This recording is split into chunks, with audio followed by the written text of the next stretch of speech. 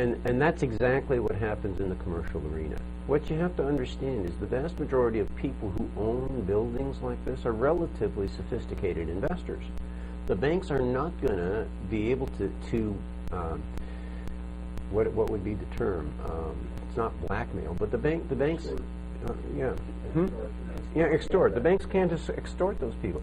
You know, the person who's had one mortgage his entire life and it comes due, has never dealt with a bank before, and the bank says, here's what you have to do, and they go, oh, okay. Commercial investor, the bank says, here's what you have to do. They say, you're nuts. What's the matter with you? Are you guys crazy?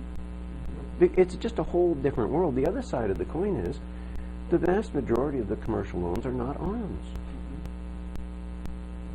Most commercial investors, if you're going to buy a commercial building and you can get a 30-year fixed-rate loan on that building as opposed to a 3 or 4 or a 5-year arm, and the 3-year arm locks your cash flow in for 3 years, and after that it's a crapshoot, or you can get a 30-year commercial loan where you know what your cash flow is going to be for the next 30 years. Which way are you going to go?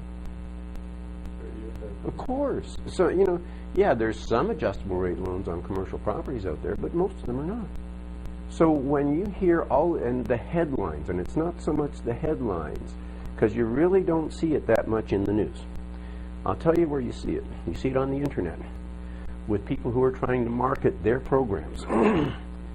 And we have this conversation regularly because we have a commercial investing program called The Real Deal, and we're marketing that Real Deal program to people out there on the internet however we can.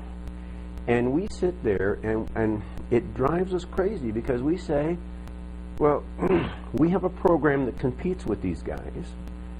And pardon my expression, guys. We're not going to bullshit the world to try and make our program look good.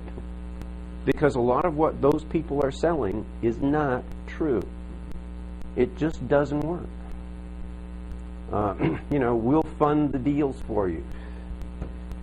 If we started saying we'll fund the deals for you, you could bring us 100 deals, and I'll tell you what, 100 deals that you bring to the table right here, right now, we'll look at them, 95 or 99 of them are no good.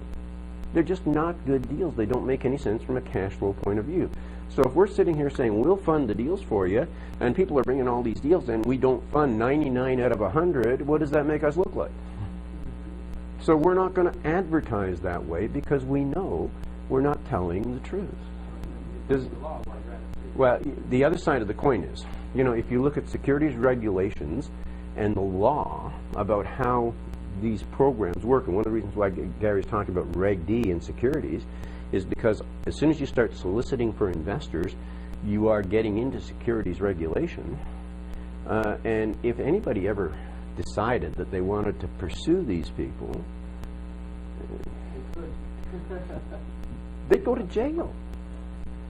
And I don't know about you, but my idea of fun is not spending 3 or 4 years in an 8x10 cell in a pink jumpsuit with a roommate named Bubba who thinks I'm cute. I don't want to do that.